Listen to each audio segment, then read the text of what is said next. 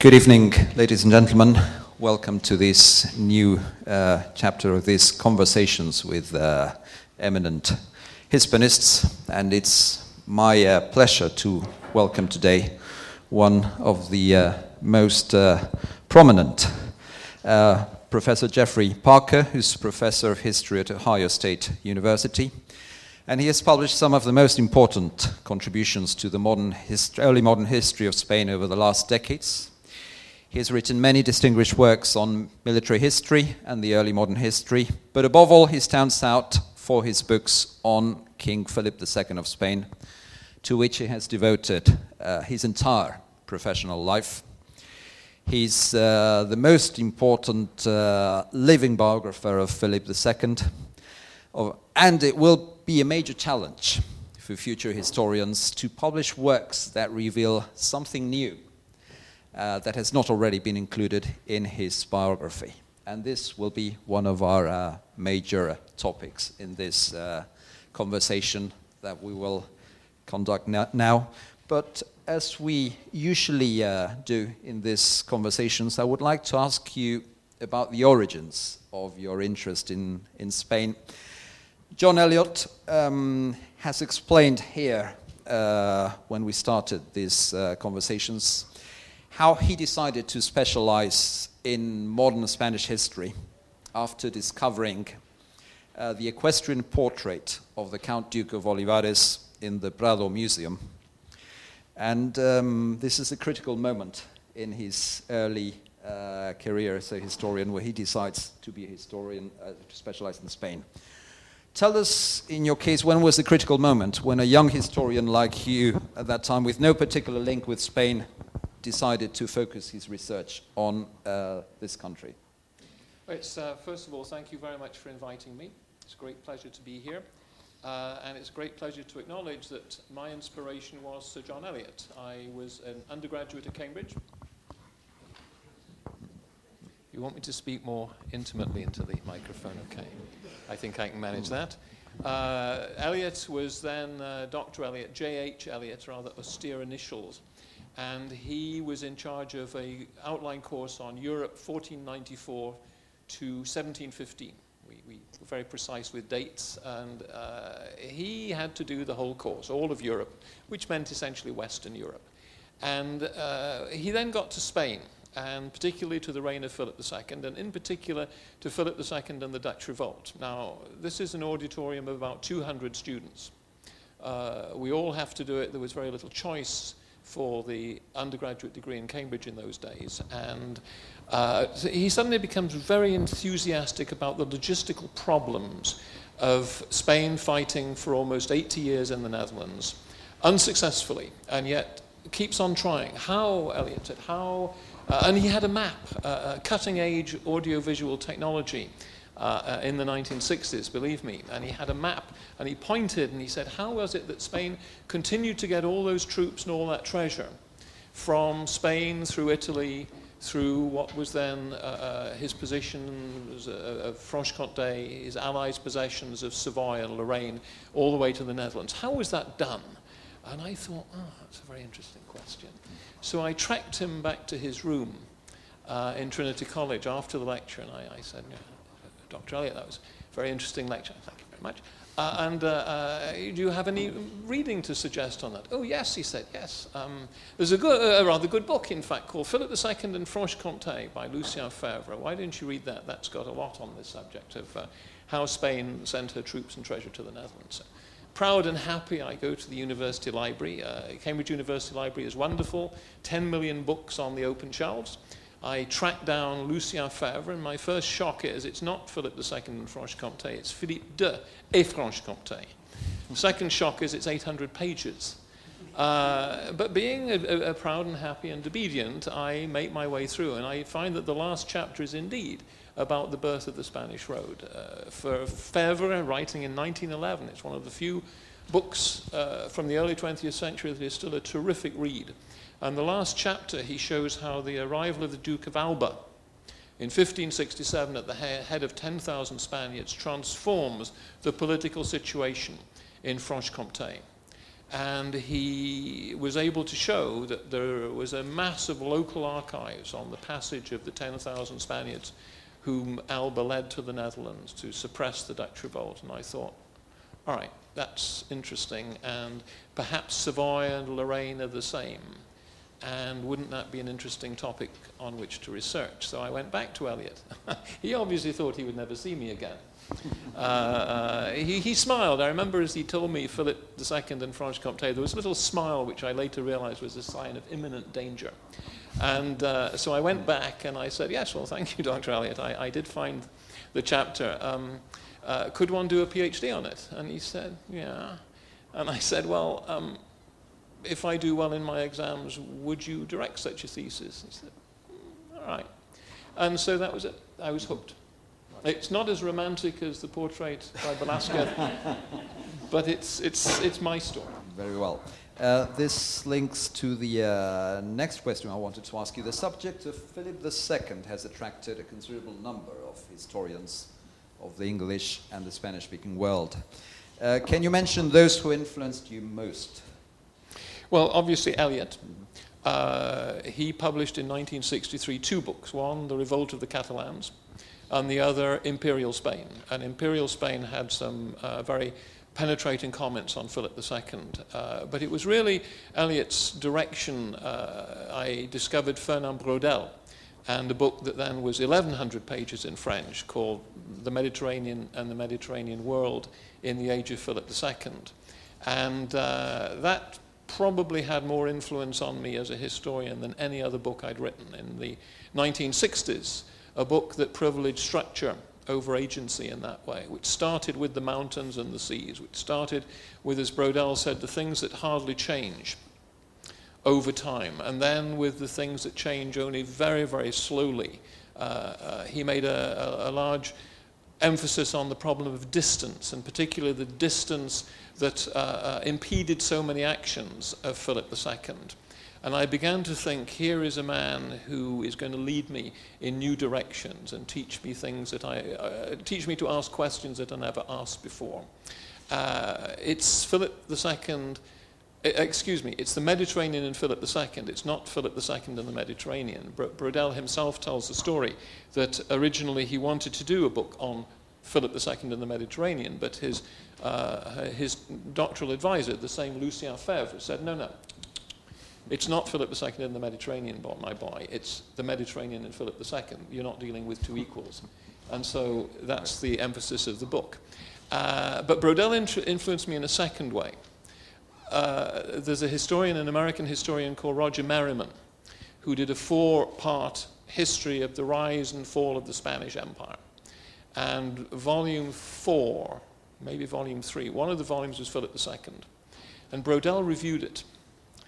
Now, Merriman was a very good historian, but he made a really colossal blunder, which was he has a frontispiece, which is a facsimile of Philip II's handwriting. And beside it, he has a transcription. And even I noticed when I looked at the book that there were gaps in the transcription. There's things that Merriman couldn't read. And I thought, that's not really a good advertisement, is it? And then I read Braudel's review, which entirely dealt with this document. It not only had Merriman not read certain words, he'd misread a number of other words. And so the entire review by Braudel ripped it to pieces and basically said, a man who can't even read the frontispiece, something written by his subject, is not worth reading. And I thought, that's terribly unfair, but I must say again, I was intrigued. Okay, so if you can read this stuff, and it is difficult, what would it tell you? So in a way, Eliot, Braudel, and in a very negative way, Roger B. Merriman were the 3 historians who led me into the world of Philip II. Right. Now that you've mentioned documents, you've obviously spent a long time researching at Simancas and many other public and private archives in Spain where the papers of Philip II's reign are kept. Tell us about this experience. There's nothing quite like reading documents for the first time, finding papers which still have the dust, the dirt of 4 centuries on them, and you feel much closer to the subject when you actually handle the documents that they themselves read. You can see the handwriting, you can see the sand They haven't got blotting paper, you see. They haven't invented blotting paper in the 16th century. So they throw sand over it. And it creates a certain amount of dust, so you come away sort of black, rather like a coal miner. Simancas is the best archive in the world. I mean, it's just nothing like it. You get your documents in 5 minutes. They have, I forget how many thousands of legajos, but it's an extraordinary number. It's the public record office for Spain up to 1808. Everything since then goes to Madrid, to the Archivo Histórico Nacional, which is also great, but it's not in a 14th century castle. So you enter Spain's past as you go through the portal of the archive. And as you go in, there are two plaques.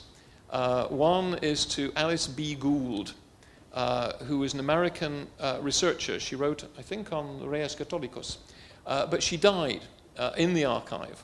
In a thunderstorm. And so as you go in, there's this monument to this dead investigadora. There's your first welcome. The second welcome is the O'Neill, Earl O'Neill, the Earl of Tyrone, also visits the archive. And there's another little plaque reminding you of the august company you're keeping. The plaque that isn't there is that the Belgian the Netherlands, South Netherlands nobleman, Baron Montigny, is imprisoned in Simancas because it's also a fortress. And it's a place where the crown keeps what we would call high-value targets. And Montigny is there, and he's strangled, he's garroted in a cell at the bottom of the archive. So there's 3 little welcomes for you. Behave yourself or else. And then once you get past these rather discouraging reminders of the past, you come into this wonderful collection, wonderful patio, beautiful search rooms, dedicated, erected in the 1580s by Juan de Herrera. Woodwork straight out of the 16th century. It's been perfectly preserved. I mean, there's not another place in the world that's like it. Combined with the most knowledgeable archivists you will ever find, and a wonderful service which produces the documents that you want on your desk within between 5 and 10 minutes of you asking for them. No limit on the number you can ask for, and if you can't understand what you see, they will help you. Some of the luck I've had with my books has been the product of a dialogue with archivists in Simancas, in which I've told them what I'm doing, and they ask, well, what are you thinking of looking at? I say, okay. And then they say, have you thought of looking at this series? Because it's quite interesting for what you do. And on a couple of occasions, it's things I would never have found. So, I mean, although archivists are there to look after the archives, and you can't keep asking, that first day of dialogue is really important, and in my experience, the archivists of Simancas must be the best informed and the most welcoming of anywhere in the world. There are other archives I could tell you about, but maybe we'll not. The ones where they're so cold that you warm the tips of your fingers on the light bulbs in the winter, and you're there stripped to the waist in the summer because Right, let's move on to now hardship, your views on Philip II.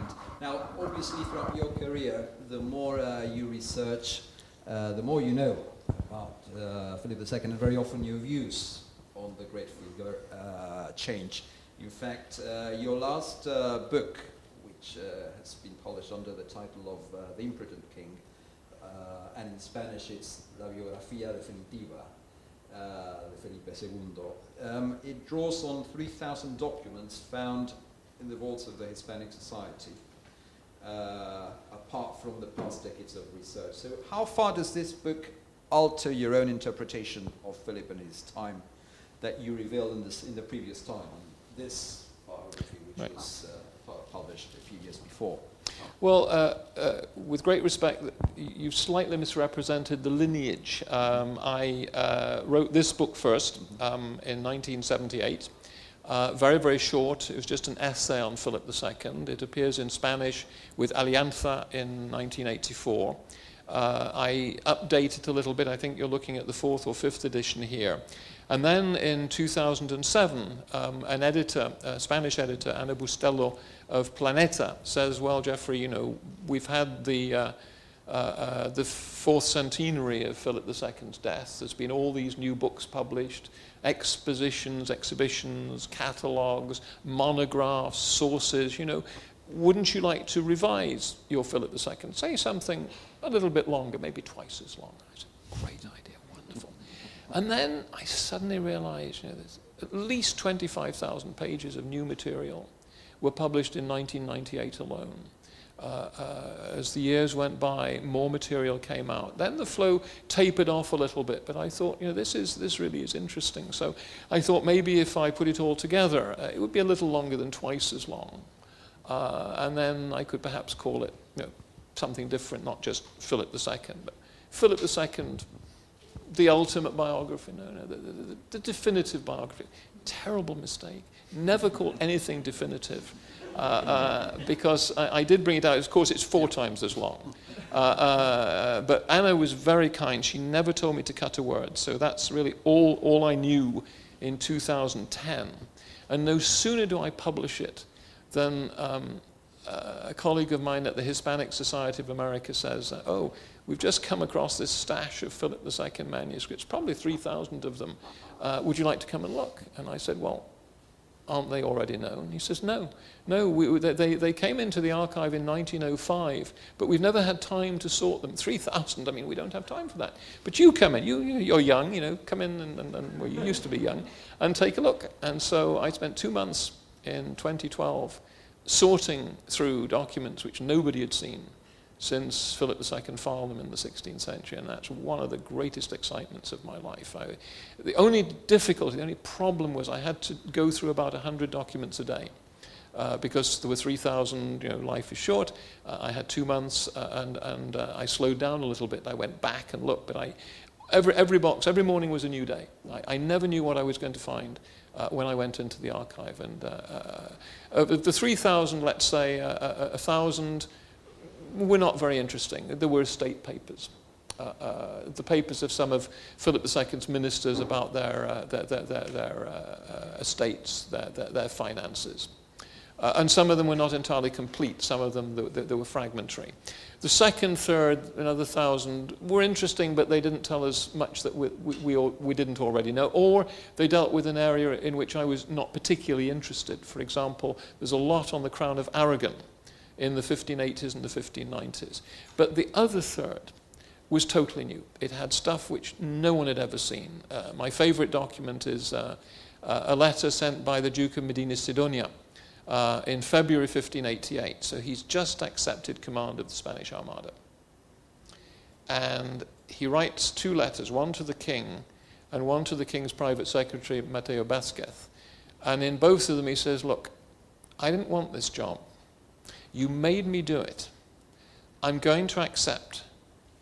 But now you have to do something for me.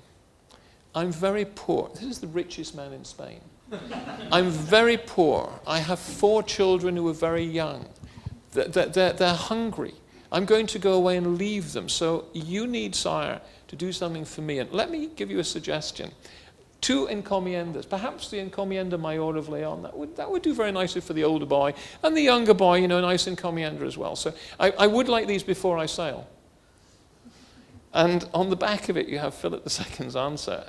Both holographs. This is the Duke of Medina Sidonia, has a lovely hand, unlike Philip II. And the king is incandescent with rage. How do I know that? Because for the only time in all the documents I've seen, he loses his syntax. He repeats himself, he crosses out. At one point he says, "Verdad?" Isn't that right? He's writing to Vázquez in the office next door.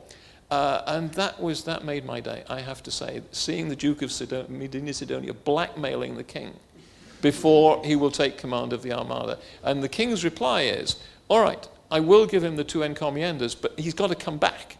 But if, which God forfend, he dies, I'll still deliver. You can write a nice letter, Vázquez, and say it'll be okay. And I thought to myself, okay, that was worth coming in for today. So about 1,000 of them, not all of them quite as good as that, but about 1,000 of the 3,000 were really interesting. So much for Definitiva. So what do I do now? I have an English publisher. His name is Robert Baldock. He works for Yale University Press. And he said, so what are you doing now, Geoffrey? And I said, well, I found all these interesting new documents. Oh, he said, yes. And didn't you write a biography of Philip II? And I said, yes. And he said, it's very long, isn't it? And I said, yes. And he said, well, how about this? Why don't you write about half that length? In other words, what Anna Bustello had originally wanted. Why don't you write half that length and include this new stuff? Irresistible, irresistible. So I now have a book called El Rey Imprudente, or it's called Imprudent King, as you said, and there is going to be a Spanish edition, but this time it's going to be subtitled La Biografía Esencial, like the essential Bob Dylan, you know, the essential Philip II. So that's the relation, that's the lineage. So you've worked more on the archives of Philip II than probably any other historian. What is there still to be found about Philip II? If you can answer this question. Yeah, it's a great question. I mean, it's what all historians wonder, just how much is out there. Some of you will remember Donald Rumsfeld, the American Secretary of Defense, and when asked about Iraq in 2003, 2004, he made a comment for which he got a lot of ridicule, but which I thought was very profound. He said, look, there's two sorts of unknowns. There's the unknowns we know about. In other words, we know we don't know this. But there's the others, the unknown unknowns. And everyone said, you're a stupid man. But that's a very, very clever distinction, and it's one that all historians need to make. We have a fair idea of what isn't there for one reason or another. We know that the king burns a lot of papers. We know that there's a number of occasions where he says, this is not something I need to write about, I need to talk to you about this, so there's no record. These are the known unknowns, and we're not going to find them. There may be some private archives here and there. There may be like these 3,000 letters that come from the archive of the Marqués de Jerez de los Caballeros in 1905. There may be more like that, but probably not. They're, if you like, the unknown unknowns. We don't know if there's a large collection of documents which Philip II exchanged with the secretary whose archives eventually migrated into some great aristocratic collection, and we haven't seen them. New things turn up all the time. The Medina Sidonia archive in Sanlúcar de Barrameda, that until recently was very hard to get into. When the Duchess was alive, you had to really be on your best behavior and make local contacts in order to get in, and she then watched you. A friend of mine literally wrote last week and said, guess what? I found some love letters from Don Fadrique de Toledo, who's the ill-fated son of the Duke of Alva, the third Duke of Alba, and a court lady. He has an affair with her, and his father disapproves. And so the king, the Duke of Alba, goes to the king and says, stop my boy having this affair. He's not going to marry her. Stop it. And so the king when the Duchess of Alba married, the king had to approve. Juan Carlos had to approve the Duchess of Alba getting married because she's a grandee. So when the Duke of Alba's son in 1568 has an affair, the king has the power to come in and say, no, this won't happen. But the love letters are confiscated. And for some reason, they're in Sanlúcar de Barrameda. And they're the only 16th century love letters I know of. And they're quite interesting. He says, I tell you as a caballero, I give you my word, I will be true to you forever. Well, a couple of years maybe. But it really doesn't work out. He is exiled to Oran and eventually ends up in Flanders. She, however, is shoved in a convent and doesn't get out for nearly 10 years. But those love letters are there, and they're really very moving, and they will be published.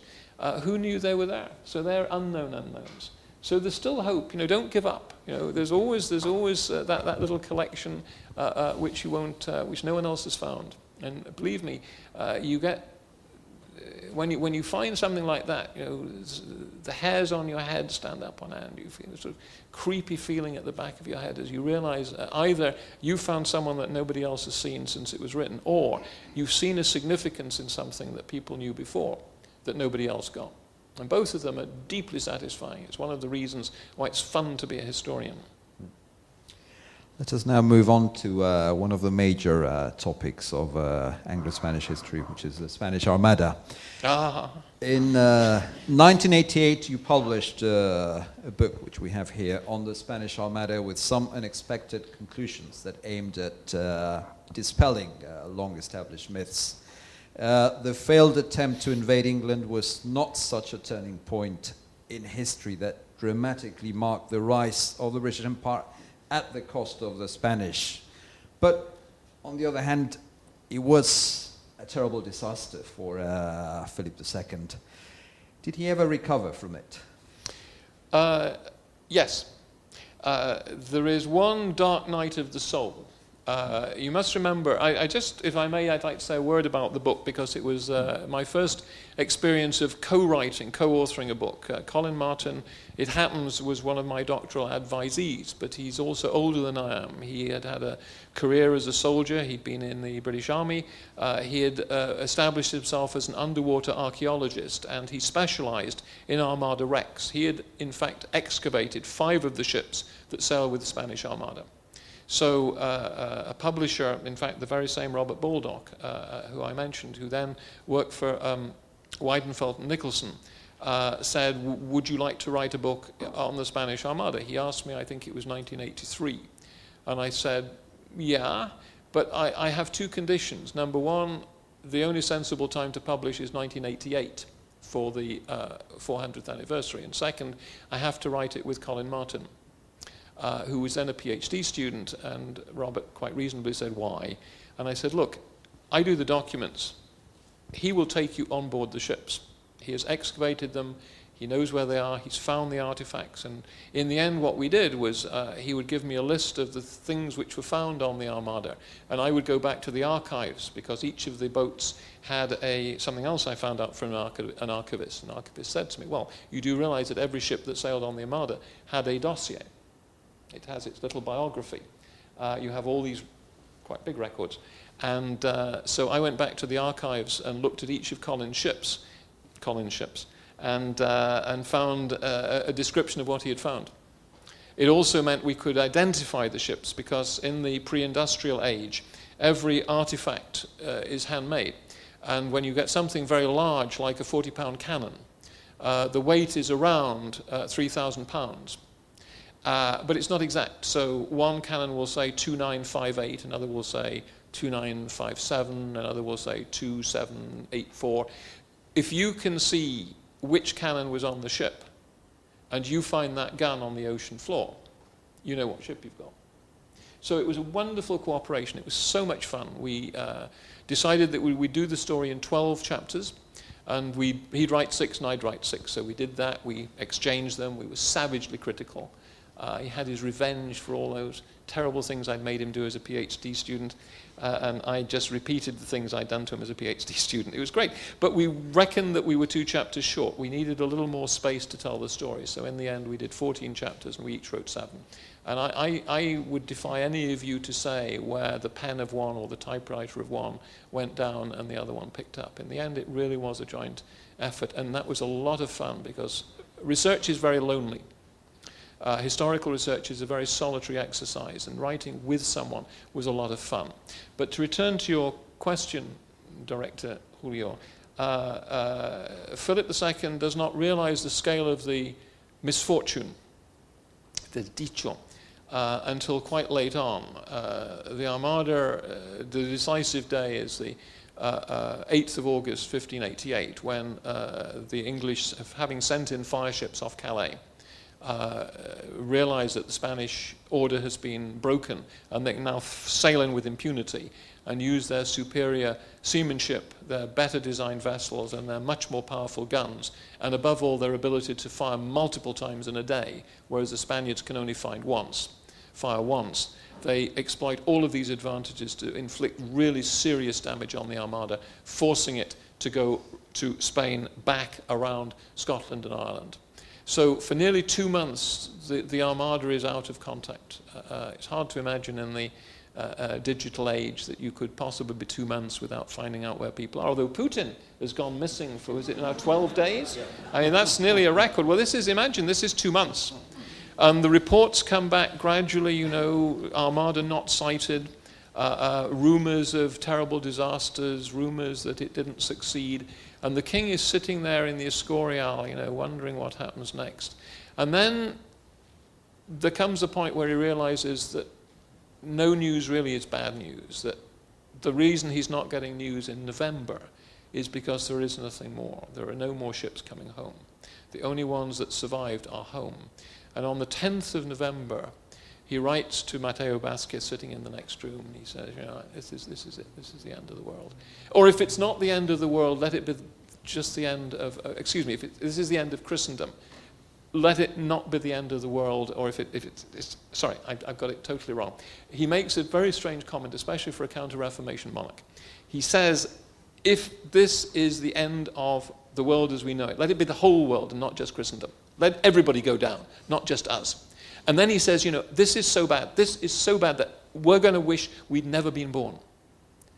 And I think this would count as a dark night of the soul. But the next day, the 11th of November, a consulta, paper advice comes from his foreign policy expert saying, we now need to plan the next campaign, sire. The time has come to go and hit England again. We can do it all much better if we try again. And Philip says, that's right. Writes a very enthusiastic comment, thanking them for their positive views and saying, right, I'm there. Count on me. I will give all the resources to this. Off we go again. So, does it take him down? Does he recover from it? Yes. Does he succeed again? No. But he keeps on trying. It's a strange thing. Philip II is a man who seems to be energized by failure. The great Holocaust survivor Primo Levi wrote in his book, The Drowned and the Saved, that few are the men who derive moral courage from failure. Few. Philip II was clearly one of them.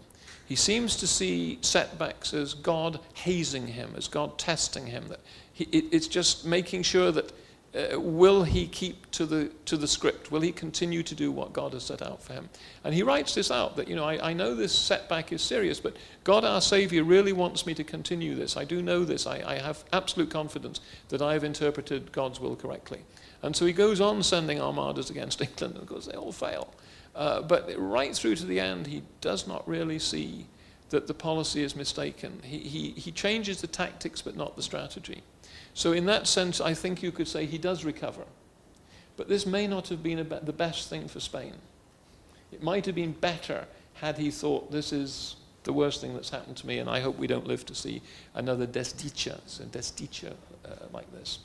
Undoubtedly, this links with the other, the grand strategy of Philip II, the title of the book you wrote you published in 1998. Reading this book, one can see how much Philip II has in common with great autocrats throughout history, from Charlemagne to Hitler and Stalin.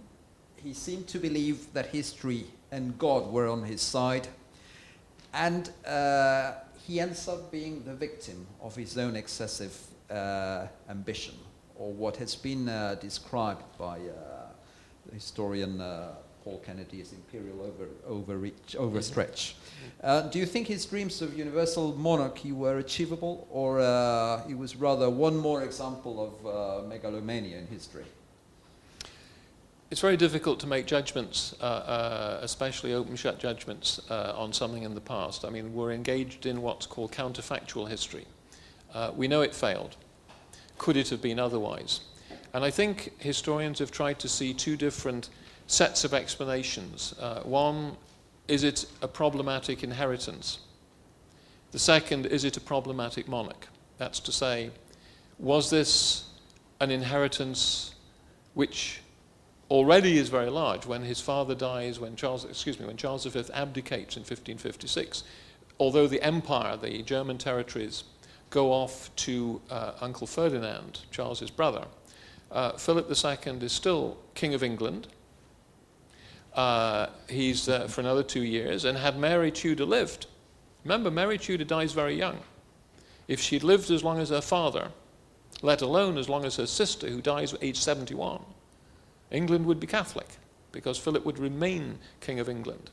So he's King of England, he's King of Castile, Aragon, Prince of Catalonia, etc. He's King of Naples, King of Sicily, Duke of Milan, has this very large inheritance. And he's also the ruler of the Netherlands. And in 1580, he becomes ruler of the Portuguese Empire as well. Portugal, King of Portugal. The Azores are brought into his orbit in 1582 and 1583. He's the ruler of Brazil. He's recognized as ruler in Macau, right on the other side of the world. So this really is an empire, as even his spin doctors begin to say, an empire on which the sun never sets. It's quite true. The sun never does set on Philip II's empire. Was that perhaps too much? Could a monarch with different gifts, because Philip II is a very gifted monarch, but someone who is perhaps better able to cope with the challenges of a global empire, could it perhaps have been held together? These are the two questions. Was the empire ungovernable? Was the king a poor steward of the territories over which he ruled? It's very difficult to give a yes or no answer. It's agent versus structure, a classic dilemma for historians. In the realities of the 1580s and 90s, as Brodel reminded us, distance is public enemy number one. That's Brodel's description. But as he goes on to say, it's a problem for all empires, for all monarchies. It's not that Philip II is unique in facing these problems created by distance. Because his empire is larger, the problems are bigger. But his system, Philip II's system of information gathering, of communication, is the best in the world. Remember, a letter travels faster than any other material object in the 16th century. Couriers can deliver letters at 100 miles a day. That's a long way on a horse. By sea, they can manage 150 miles a day. And everybody recognizes that Philip II's intelligence network is better than anybody else's. A Netherlands nobleman at the court of Spain in 1566, just as the Netherlands begins to rebel, this nobleman writes to his master back in Brussels. He says, "You know, your lordship, everything that happens there is known here instantly." And a few years later, the Venetian ambassador, and Venice is another state that prides itself on its intelligence network. The Venetian ambassador says, "You know, the King of Spain knows absolutely everything." So I'm not sure structure is the real problem. Yes, the empire is big, but Spain's pulse may beat slowly, but it's a little faster than others. You know, everybody's pulse beats slowly in the 16th century compared to ours. So I'm not sure that you can ascribe the failure to the distance, to the structural problems, to having this scattered empire united really by accident through marriages. Philip II, after all, is King of Portugal because of constant intermarriage with the House of Avish, which eventually means he's the nearest relative. The problem is what Philip II does with that information. He becomes delusional in a way about how much he can intervene, how much he can control, because, as he said, because I have information on the whole picture. He actually says this to some of his commanders. "Creeth me, believe me. I know the whole picture, you don't. You're in the Netherlands, you don't know what's happening everywhere else, I do. So this is what you have to do." So there's a problem of delegation, a failure to realize that what may seem to be a great idea today in Madrid is going to be a lousy idea in Brussels in 2 weeks from now. Because even at 100 miles a day, it's going to take you nearly 14 days for a courier to get from Madrid to Brussels. So the king becomes a micromanager. He instructs, in the first part of his reign, he gives these very detailed instructions to his lieutenants, as we say in America, his lieutenants, his deputies. The Duke of Alba, who's sent to the Netherlands in 1567, spends 4 days with the king in Aranjuez before he goes, in being briefed with the different problems he will face and how to deal with them. So off he goes, and the king follows him with a set of instructions as he travels up the Spanish road from Aranjuez to Barcelona, Barcelona to Milan, Milan to Brussels. The king sort of follows him, peppering him with instruction. But at the end of the instruction it says, "Boss, Vos que estáis presente, you who are on the spot, if you see this is not a good idea, I authorize you to disregard these instructions. That's the smart king. After 1580, perhaps encouraged by the success of the conquest of Portugal, he ceases to put that phrase in, and the Duke of Parma and the Marquis of Santa Cruz and the Duke of Medina Sidonia, the men who are to carry out the Armada, all of them are sent instructions. Here's the instructions, give them to the postman, off they go. Don't argue, just do what you're told. I know the answers, I know this, you have to do it the way I say. Impossible. It's information overload. The king has become convinced that he knows everything, that he is in charge, that he knows more than everybody else, and therefore he micromanages. A king who perhaps had allowed the Armada to fight when it entered the Channel, which is one of the options it discusses, might have been a king who was successful in directing the enterprise of England. A king who insisted that the Armada travel up the Channel regardless until it reached an anchorage close to the Duke of Parma, takes the Duke of Parma and his army on board and then invades. That's a strategy that's not going to work. But it's the only one that Medina Sidonia is allowed to follow. If you want to know more, the BBC is is broadcasting 3 programs on the Armada next month, April, which explore some of the dilemmas of the Armada and its commanders. I've seen the advanced copies, they're very good. So just watch out for Armada. 12 Days That Saved England, it's called. And it will screen in a month's time. But it's, the Armada is a particularly good example of whether it's a problem king or a problem inheritance. I think a better organized monarch could have made the Armada work. After all, once the Armada gets ashore, once Parma and his 28,000 men land on English soil, England is finished. Tudor England is ceased to be. There is no way the English could have resisted the Duke of Parma and his men. The problem is getting them ashore. Philip II does not create a mechanism, nor does he allow his commanders to create a mechanism for that to happen. So the problem is him, rather than the inheritance. Well, let's just now switch to Philip II's concept of Spain. The concept of Spain as a nation state is a subject of much historical controversy, whereas some argue that the concept of Spain does not really emerge until the 19th century. Others trace it as far back as the Catholic kings or even earlier. Do you think that Philip II believed in Spain as a unitary state and contributed to strengthen the idea of Spain as a nation? No. That's a short answer.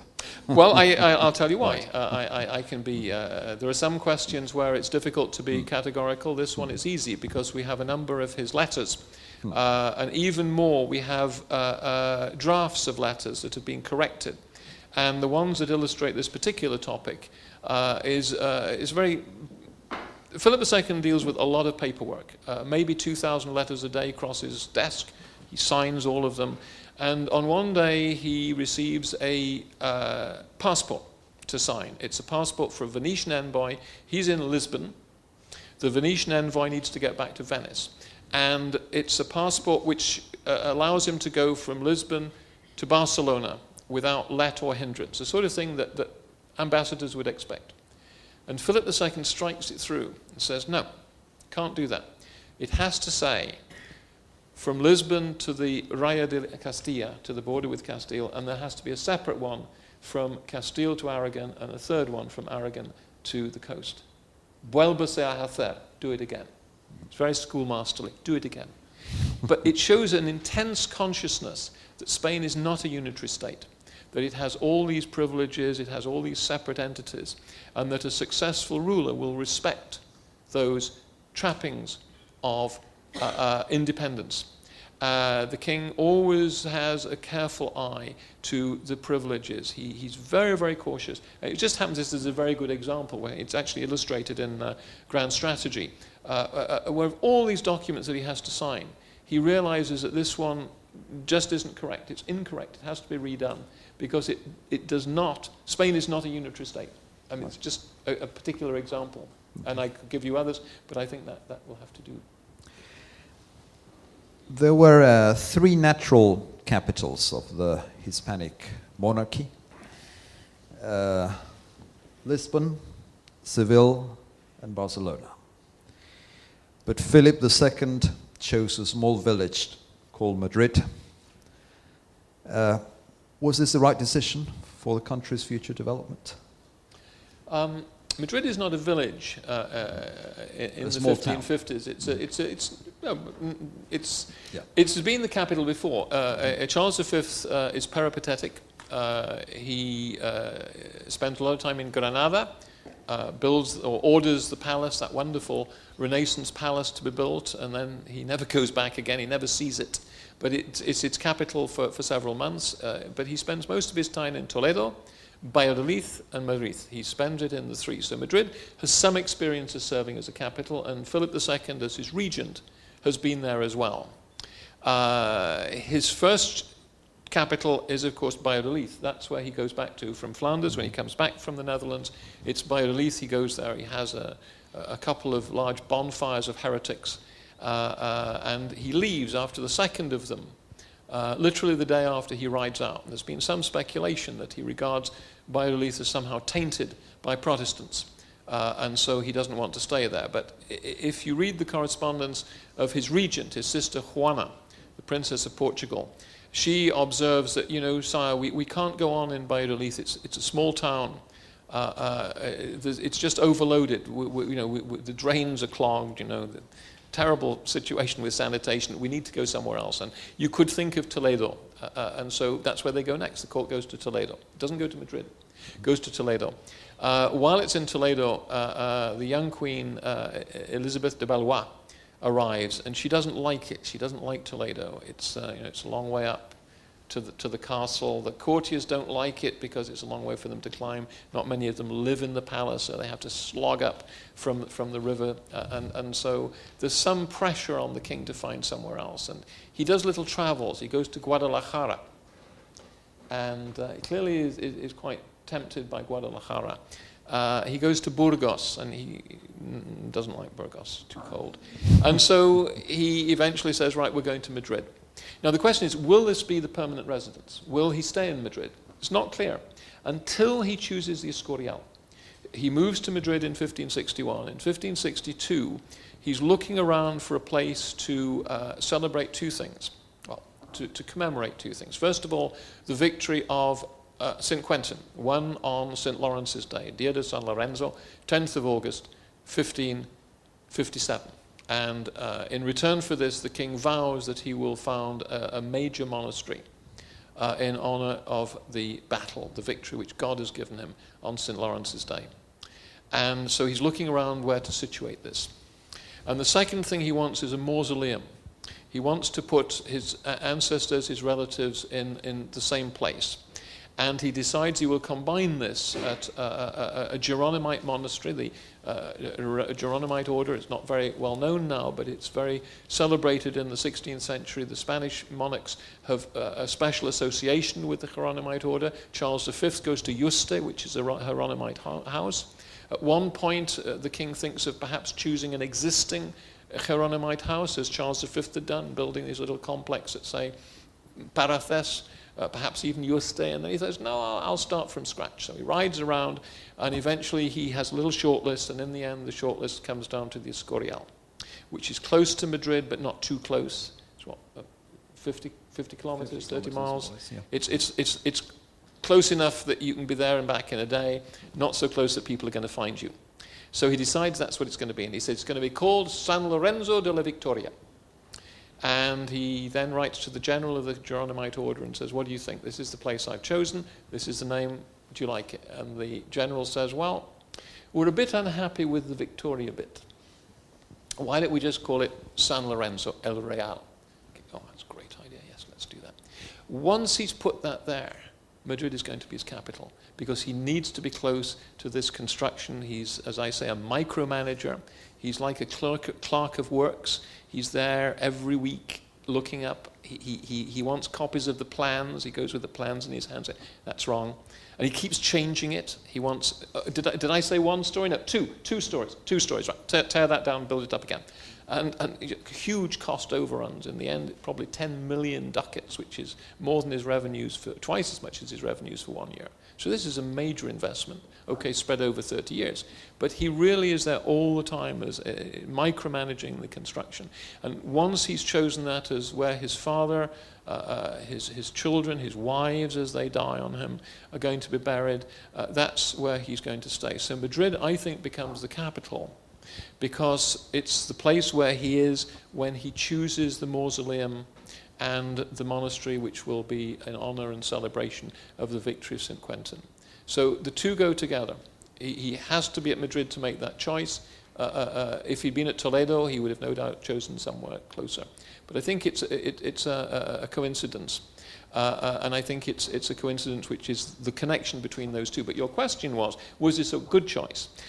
It is right at the center of Spain, which is the heart of the Spanish monarchy.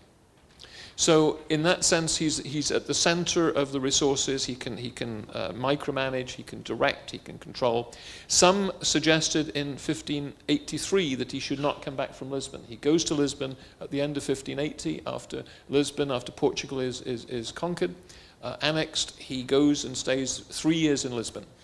And it's suggested that he shouldn't come back. He should stay there and direct his empire because he's out by the sea. This is where the big, great enterprises are going to be launched. And perhaps that was a mistake. Perhaps he should have stayed in Lisbon. He would certainly have been able to take better charge of the Armada had he been looking down from the palace and saying, that ship is not loading properly. Do that differently, Duke. But you have to remember in 1589, the English arrive in Lisbon. And it's only the merest, it's a very, very close-run thing that Francis Drake and the fleet he commands does not actually capture Lisbon. They come off at Cascais, and they march up the Tagus, and it's only because the English get drunk. Of course they get drunk. They're finding Portuguese wine. They've never come across it before. They're used to beer. They drink it like beer, and they're all drunk. So in the end, the Spanish and Portuguese troops managed to drive them back. But can you imagine Philip II being in Lisbon and forced to flee because the English are coming? Lisbon has already fallen once in 1580 to him.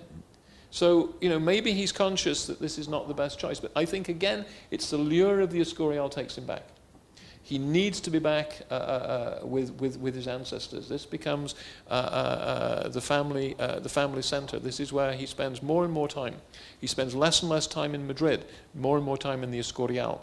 He does travel. He is actually a very mobile king. He travels a lot in the 1540s, between 1547, when he first leaves Spain, until 1559 when he comes back. He spends a lot more time out of Spain than in it. And he undertakes a number of major trips into the crown of Aragon. Barcelona, Valencia, he's been to all these places, Saragossa, but he doesn't stay. He just tours around, and he keeps coming back to the Escorial. And I think the Escorial is right at the center of Philip II's ideas. That's where he feels most at home. The first thing he does when he gets back to Portugal is not go to Madrid. The first thing he does is go to the Escorial. And he walks around looks at the progress. He's been monitoring the progress from afar as they decide to furnish the choir in the basilica. He wants to see models of the choir stalls. And he says, bring them to me. He's at Badajoz, ready to invade Portugal. He said, no, bring them here. I want to see them first. So a huge cost. These mock-ups of the seats for the choir stalls in the Escorial Basilica are brought for the king to look at. And the first thing he does when he goes back, of course, is he goes there to check up on everything. So I think it's the lure of the Escorial that takes him back to Madrid. Whether that's a good or bad thing, it is very central. He's created his network of communication.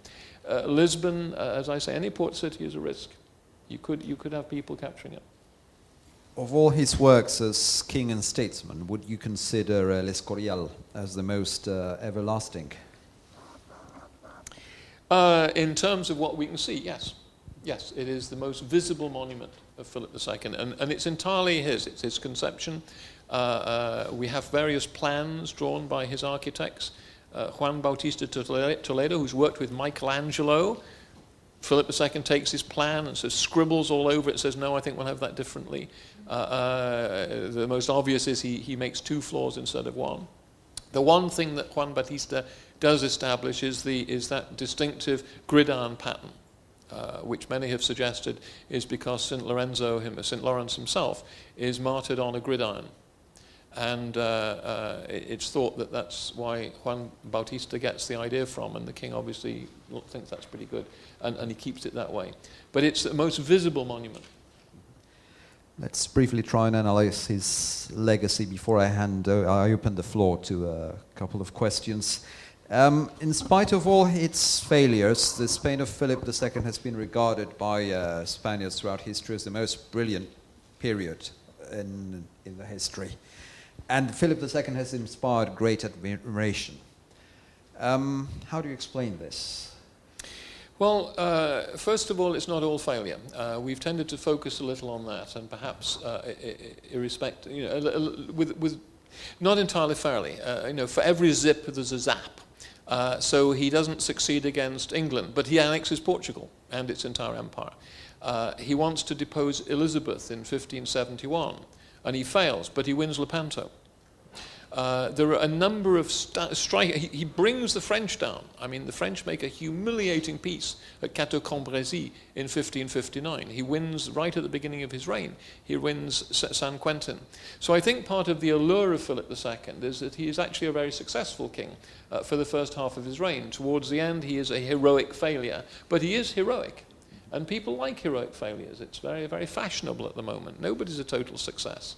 As I say, what interests me is this man who draws strength from failure. The failures seem to him a way of being tested, and although I don't particularly, in fact, I don't sympathize. I think his dedication to blind faith, a faith-driven policy, is a failure, is a dangerous failure then as now. Not just because it seems to shield him from criticism. He will not listen to anyone who criticizes his plan once he decides it's what God wants. It also prevents him from making a plan B, which is much more dangerous because, of course, if you make a plan B, it shows that you don't have confidence in God. Now, that's the difference between Protestants and Catholics. Protestants would say that's presumption. Not to have a plan B is presumption, but for a Catholic, it's a sign of lack of faith. And so the faith-built part of Philip II, whether you're Protestant or Catholic, is intriguing. And I think that's part of the fascination. Right. Let me ask you now a more adventurous question. As someone who has studied the qualities of Philip II as king and statesman in such detail, what would you recommend the present king, Philip VI, in his role as King of Spain? Ha! Actually, I don't need to do that because His Majesty Juan Carlos did that for me. When the Prince was in Canada in the mid-1580s, his father wrote him a series of letters on how to be king. And I can't do better than that.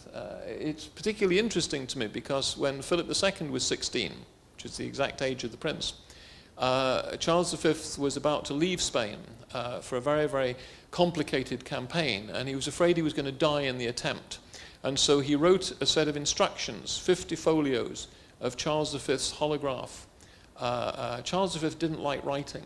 So when you find something that's 50 pages long, you realize this is very important.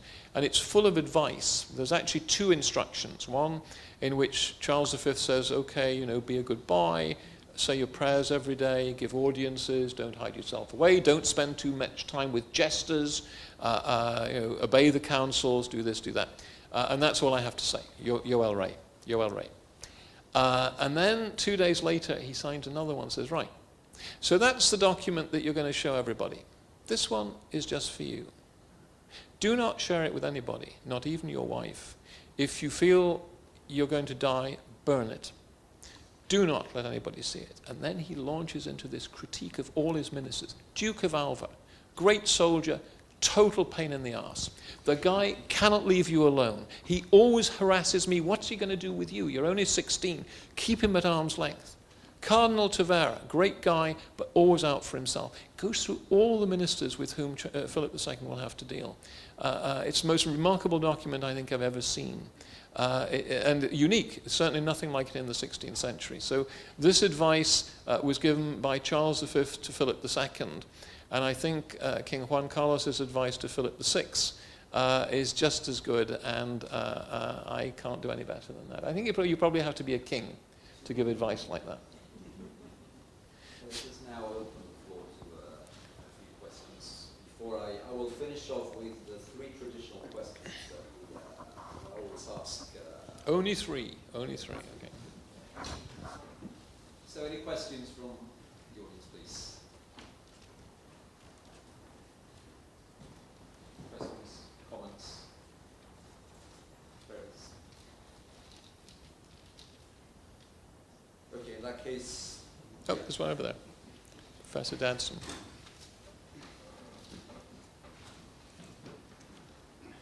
I was interested when you, Geoffrey, when you said about the title La Biografía Definitiva, because when I saw the title, I thought... What a stupid man, yeah. No, I wondered if you've done it deliberately, because I thought that there cannot be more of a red rag to a bull.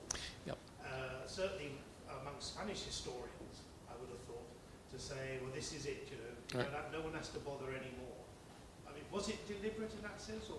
Yes, I'd love to blame my publisher and say it was Planeta what done it, but unfortunately it was my idea, and I will never. I promise, sir, I will never ever do it again. Honestly, it's crossed my heart and I hope to die. But it was just a very foolish idea. I don't know what came over me. The funny thing is, I wouldn't do it in English. It's probably my lack of Spanish, just insensitivity to the Castilian tongue. And I didn't realize, as you say, a red rag to a bull. And of course, every reviewer picked up on it. And it's rather boastful, and it just was a mistake. And as I say, I got my comeuppance very shortly afterwards by finding this huge cache of documents, which made it not definitiva at all. No, because I've just finished a biography of the Princess of Emily. And I would love to call it La Biografía Definitiva. Don't. Absolutely not. Any more questions?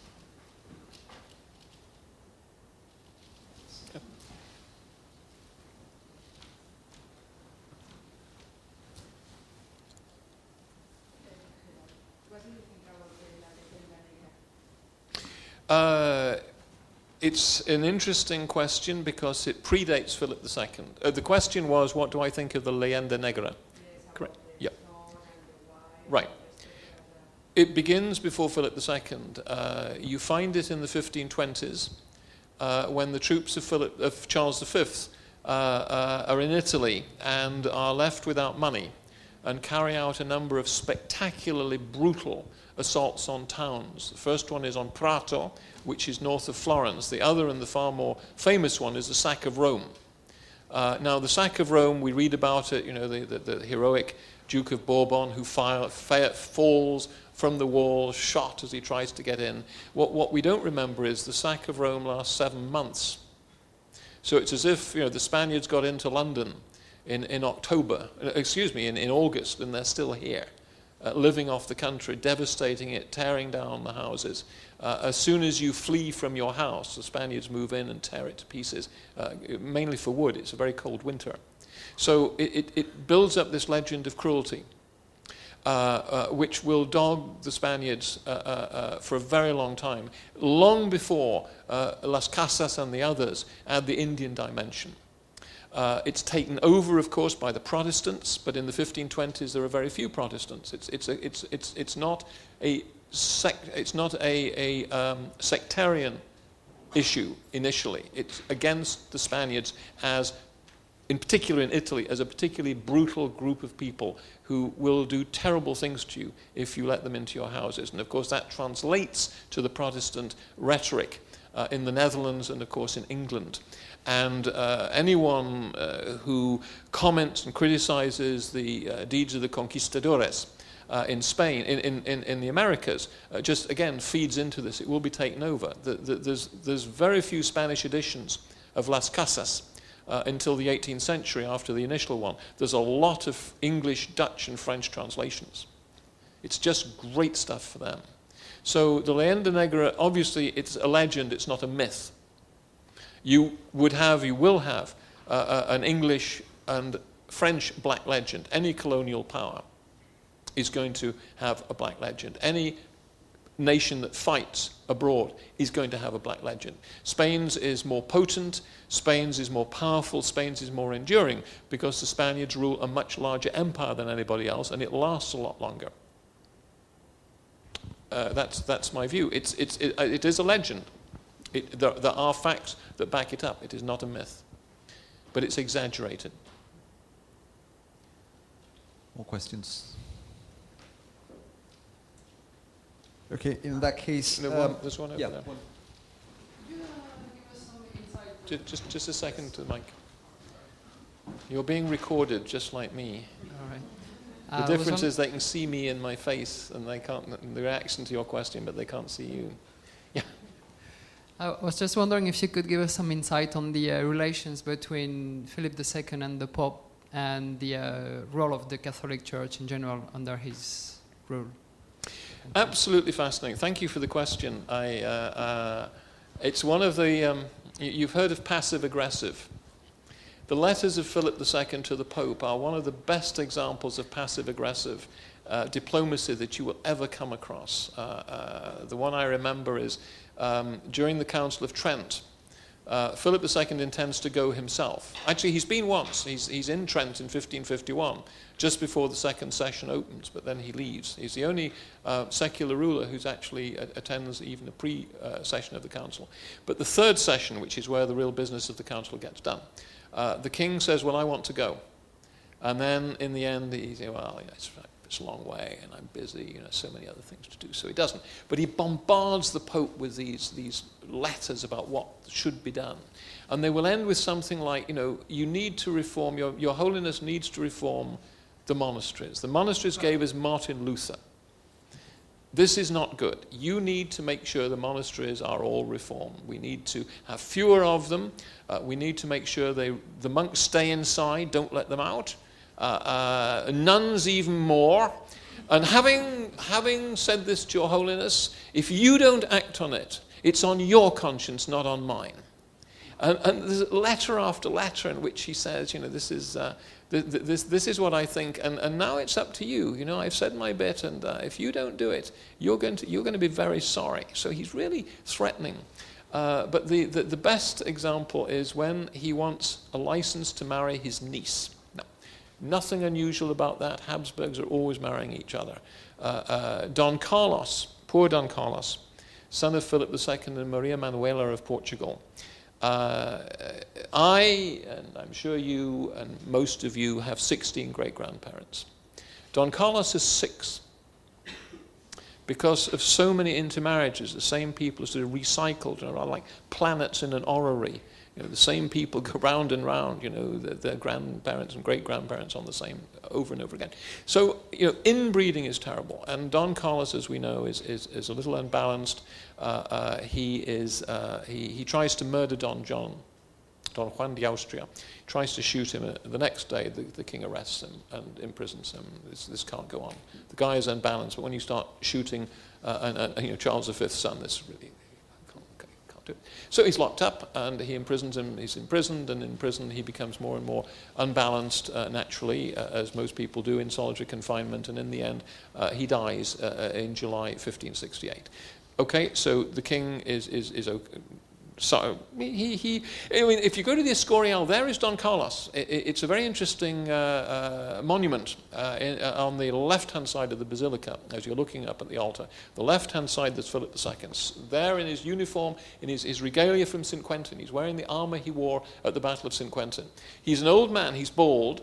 He didn't see the actual statues, but he saw the mock-ups made by the Leone family, and so he approves of himself being shown as an old man. But the characters there are Maria Manuela, Elizabeth, and Anna of Austria, not Mary Tudor. But there is a fourth figure behind him, and it's Don Carlos. In death, Don Carlos becomes the son he never had. In life, the king can't deal with him.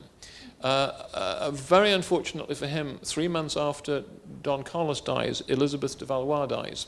And so he's left with no son, no heir, just the 2 little girls, the 2 little princesses, and no wife. And so he knows he has to marry again. And so he decides, and his Habsburg relatives decide that he will marry his niece, Anna, who's at this point 18, and he is 40. And so he writes to the Pope for a dispensation. I mean, he needs many dispensations. There's so many degrees of consanguinity. And the Pope writes back and says, "You have to be joking. You can't be serious. You want to marry your niece? Don't you remember what happens with these marriages of very close degree? No, I'm not going to give you a dispensation. And don't even think of asking again and saying, oh, well, my ancestors got one. I got one to marry Maria Manuela because my predecessors were wrong. They claim powers which St. Peter did not give them, so I don't want to hear any more." So Philip II says, right, if that's how you want it, I shall pull out of the Holy League. You want me to attack the Pope? You want me to attack the Turks? Forget it. The dispensation, of course, comes back by return courier, and he marries Anne of Austria and produces Philip III. And the dynasty dies out. There's no more Spanish Habsburgs. So this is the way he treats the Pope. He bullies him. He's a bully, passive-aggressive, but when there's a real shootout on will I or will I not get a dispensation, he says, okay, you can withhold the dispensation. I can withhold my support from the Holy League. You choose. So that's my story on Philip and popes. Fortunately, we have to conclude, but not before asking you... Unfortunately. Just checking. I could spend hours here discussing I'm sure you can. Philip II with you. But they have places to go home. Not before we have the 3 questions. I ask you 3 questions that require very short sentence. Okay. Short sentence? Yes. Or even a word. Thanks for the hint. The first one is the most enduring legacy of the Spanish Empire. Language. Spanish language. Okay. 2 words, sorry. Okay. In your view, what is the most important contribution that Spain has made to world history? Have a sentence or 2, if you want, but not more. Well, I probably would choose language again, because it's the vehicle of Spanish culture.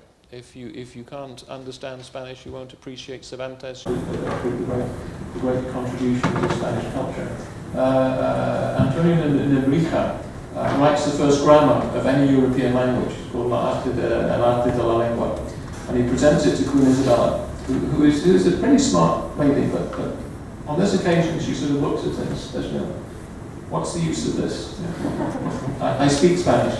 Why do you need to tell me? And he says, because madam, language is the perfect tool of empire. Finally, your favorite 3 historical figures of the Spanish-speaking world. May I have 3 words for this? Well, name and surname.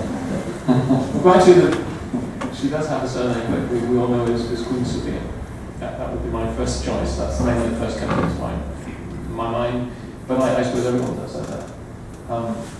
Second one, Sor Maria de Agreda, who's Philip IV's confidant. He writes letters to her for over 30 years. They both die in 1668, and the king dies first. And every fortnight he writes these searing, soul-wrenching letters about what a bad boy he's been, what terrible things he's done. And she writes back to him, and she, of course, because she has the king's ear, she is influenced by people who want things from the king. They say, look, can't you do something about Catalonia? Can't you tell him something about Aragon? And you do see these letters, and on one occasion she meets the king, and she rather rashly starts talking about politics, and a description of them, the 2 of them together, says the king's eyes glaze over when she moves off religion and visions and God, and moves on to Aragon, and as soon as she gets back onto religion, he springs to life again. But she is the most influential woman in the Spanish Empire in the 17th century. because the king does listen to her only on religious things, but she will sometimes say, maybe, sire, it's not smart to fight all these wars. Maybe, your poor subjects deserve a peace. And the king continues to correspond with her, so she's the most influential woman in the Spanish, the 17th century in Spain. And I rather like her, I must say. And the third one has to be Philip II. I'm sorry, I've spent 45 years of that. We are filing for divorce, or as my son Jamie somewhere out there pointed out on one case, since I never consummated the union, it's actually an annulment that I need. You wonder how kids know these things, don't you? However, Philip II would be my third. Couldn't expect less from you, obviously. I can't help mentioning now something that perhaps no one has noticed, but Professor Parker is wearing today a Philip II tie, which just shows his degree of allegiance to... no, protection. Hundreds of Philip II's safeguarding against your question. Well, thank you very much, Professor Parker. It's been a great privilege and a pleasure to have you here for this such an informative, entertaining